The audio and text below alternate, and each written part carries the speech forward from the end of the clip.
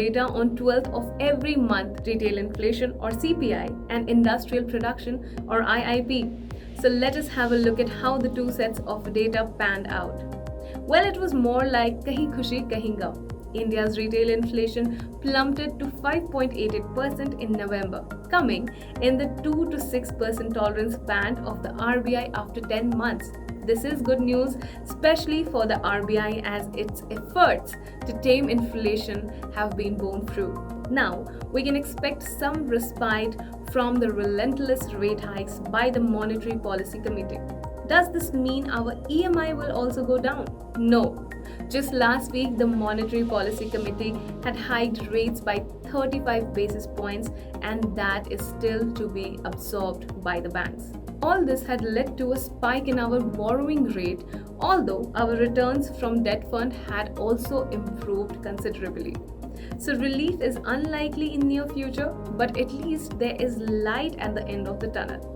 Next few sets of data will be the key for gauging MPC's mood, as 2 to 6% is only the tolerance band for the RBI. The real medium-term target is 4%, which India has missed for over 3 years now.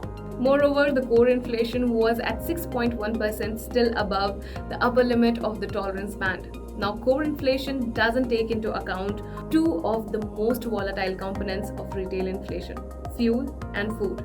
RBI always looks closely at the core inflation to see how the inflation is reacting to its policy, as fuel and food prices are difficult for the central bank to control. But we can count on easing commodity and food prices and hope of good crop harvest to help improve inflation figure. The second key set of data released, however, was disappointing, as India's industrial production contracted 4% in October. Remember, index for industrial production is released with a lag of 1 month over CPI. Even in September, the industrial output had risen only 3.5%.